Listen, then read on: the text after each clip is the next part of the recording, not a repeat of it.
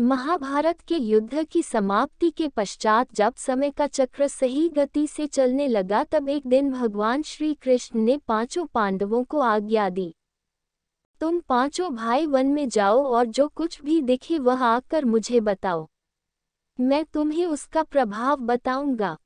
पांचों भाई वन में गए। युधिष्ठिर महाराज ने देखा कि किसी हाथी की दो सूंड है। ये देखकर उनके आश्चर्य का पार न रहा। अर्जुन दूसरी दिशा में गए। वहां उन्होंने देखा कि कोई पक्षी है, उसके पंखों पर वेद की ऋचाएं लिखी हुई है, पर वो पक्षी मुर्दे का मांस खा रहा है। ये भी किसी आश्चर्य से कम नहीं था। भीम ने तीसरा आश्चर्य देखा कि गाय ने बछड़े को जन्म दिया है और बछड़े को इतना चाट रही है कि बछड़ा लहूलुहान हो जाता है। सहदेव ने चौथा आश्चर्य देखा कि 6-7 कुएं हैं और आसपास के कुओं में पानी है, किंतु बीच का कुआं खाली है। बीच का कुआं गहरा है, फिर भी पानी नहीं है। पांचवें भाई नकुल ने भी एक अद्भुत आश्चर्य देखा कि एक पहाड़ के ऊपर से एक बड़ी शिला लुढ़कती लुढ़कती आई और कितने ही वृक्षों से टकराई, पर उन वृक्षों के तने उसे रोक न सके।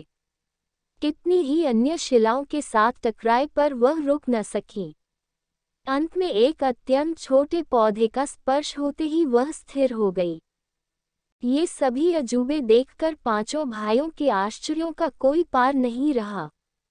शाम को वे सभी श्री कृष्ण के पास गए और अपने अलग अलग दृश्यों का वर्णन किया। युधिष्ठिर कहते हैं, मैंने 2 सूंड वाला हाथी देखा तो मेरे आश्चर्य का कोई पार न रहा। तब श्री कृष्ण कहते हैं, कलियुग में ऐसे लोगों का राज्य होगा जो दोनों ओर से शोषण करेंगे, बोलेंगे कुछ और करेंगे कुछ। ऐसे लोगों का राज्य होगा, इसलिए तुम पहले राज्य कर लो। अर्जुन ने आश्चर्य देखा कि पक्षी के पंखों पर वेद की ऋचाएं लिखी हुई हैं और पक्षी मुर्दे का मांस खा रहा है। इस पर श्री कृष्णा बोले कि कलयुग में भी इसी तरह के लोग रहेंगे जो बड़े बड़े पंडित और विद्वान कहलाएंगे, किंतु वे यही देखते रहेंगे कि कौन सा मनुष्य मरे और हमारे नाम पर संपत्ति कर जाए। संस्था के व्यक्ति विचारेंगे कि कौन सा मनुष्य मरे और संस्था हमारे नाम से हो जाए। हर जाति धर्म के प्रमुख पद पर बैठे विचार करेंगे कि कब किसका श्राद्ध है। चाहे कितने भी बड़े लोग होंगे, किंतु उनकी दृष्टि तो धन के ऊपर, मांस के ऊपर ही रहेगी। परधन परमन हरन को वैश्या बड़ी चतुर। ऐसे लोगों की बहुतायत होगी, कोई कोई विरला ही संत पुरुष होगा। भीम ने तीसरा आश्चर्य देखा कि गाय अपने बछड़े को इतना चाटती है कि बछड़ा लहूलुहान हो जाता है।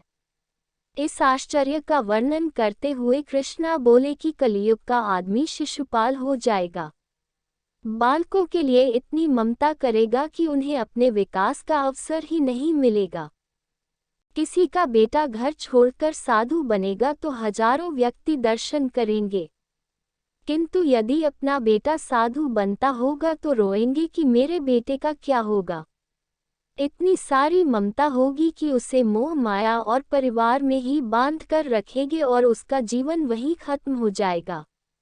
अंत में बेचारा अनाथ होकर मरेगा। वास्तव में लड़के तुम्हारे नहीं हैं, वे तो बहुओं की अमानत हैं। लड़कियां जमाइयों की अमानत हैं और तुम्हारा ये शरीर मृत्यु की अमानत है। तुम्हारी आत्मा तो परमात्मा की अमानत है। तुम अपने शाश्वत संबंध को जान लो, बस बेड़ा पार हो जाएगा। सहदेव ने चौथा आश्चर्य ये देखा कि 5-7 भरे कुएं के बीच का कुआं एकदम खाली। सहदेव को समझाते हुए कृष्णा बोले कि कलियुग में धनाढ्य लोग लड़के लड़की के विवाह में, मकान के उत्सव में, छोटे बड़े उत्सवों में तो लाखों रुपए खर्च कर देंगे, परंतु पड़ोस में ही यदि कोई भूखा प्यासा होगा तो यह नहीं देखेंगे कि उसका पेट भरा है या नहीं।